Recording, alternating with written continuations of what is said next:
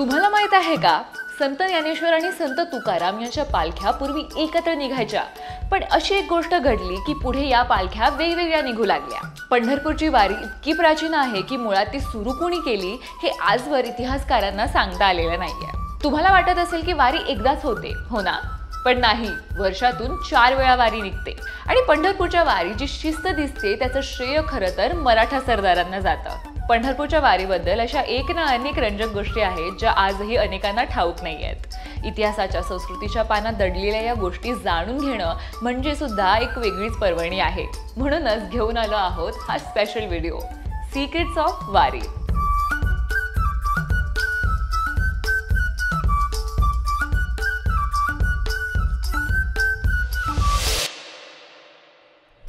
पंढरपूर वारीचा विषय निघाला की सगळ्यात पहिला प्रश्न मनात येतो तो म्हणजे वारी सुरू कोणी केली। तर बहुतांश अभ्यासक पंढरपूर वारी 13व्या शतकात संत ज्ञानेश्वर यांच्या काळात अधिकृतपणे सुरू झाल्याचं मानतात। एका सिद्धांतानुसार वारकरी संत ज्ञानेश्वरांचे वडील विठ्ठलपंत यांनी आषाढ आणि कार्तिक या हिंदू महिन्यात पंढरपूरला जाण्यासाठी वारी सुरू केली। तर काही जण असंही म्हणतात की ज्ञानेश्वर माऊलींचे पणजोबा त्र्यंबकपंत कुलकर्णी हे सुद्धा आपेगाव ते पंढरपूर वारी करत। एकंदर बघायला गेलं तर वारी करण्याची परंपरा साधारणतः 1000 वर्षांहून अधिक काळापासून अस्तित्वात आहे।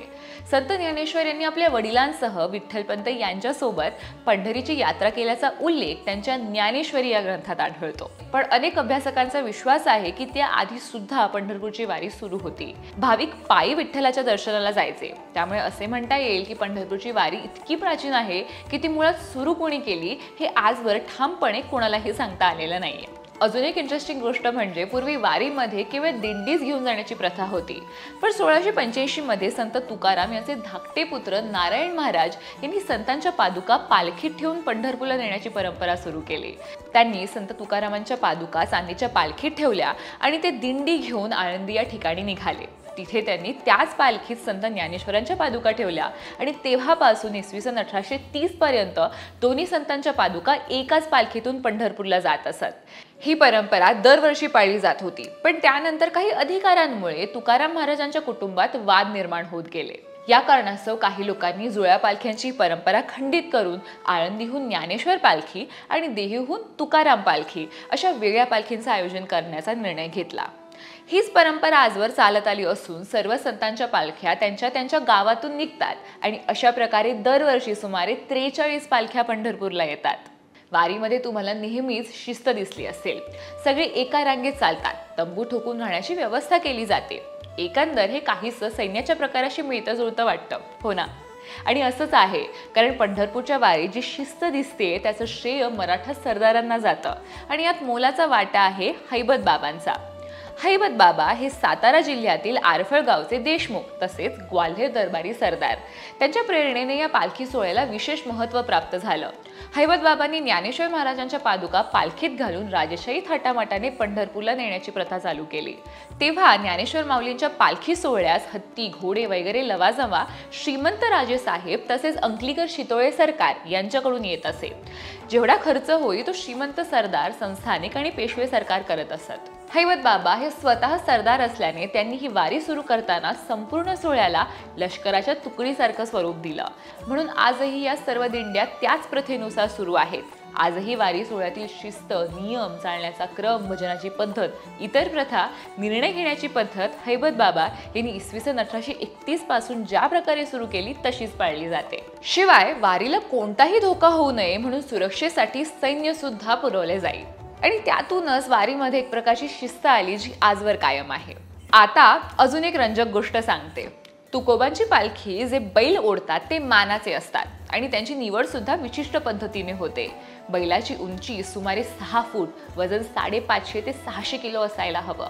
बैलाचा रंग पांढरा शुभ्र हवा, एक रुबाबदारपणा दिसला पाहिजे, शिंग उंच हवीत, त्याची सुदृढता दर्शवणारा पशुवैद्यकीय अधिकाऱ्यांचा दाखला सुद्धा द्यावा लागतो।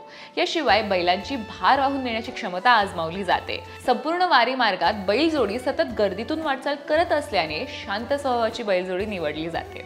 अनेकांना असंच वाटत असेल की वारी ही वर्षातून एकदाच होत असावी, पण असं नाहीये। एकूण 4 वारी होतात: चैत्र वारी, कार्तिकी वारी, आषाढी वारी आणि माघी वारी।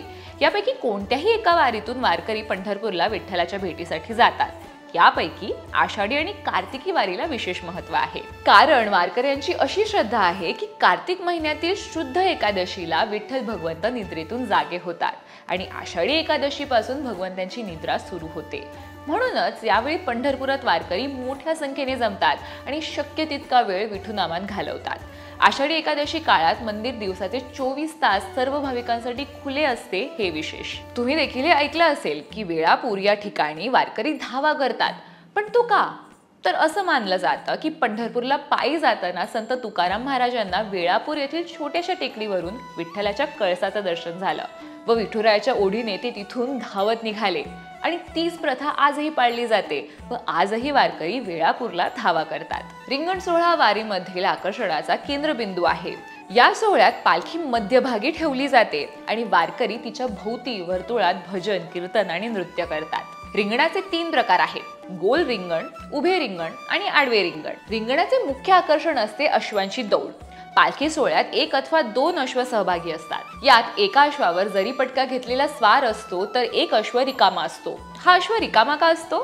तर रिकाम्या अश्वावर संत बसतात अशी श्रद्धा आहे। तर अशी ही ऐतिहासिक वारीची परंपरा आणि अशा आहेत वारीशी निगडीत रंजक गोष्टी। तुम्हाला सुद्धा अशा काही वेगळ्या गोष्टी माहीत असतील तर कमेंट करून नक्की सांगा आणि हा व्हिडिओ जास्तीत जास्त शेअर करा।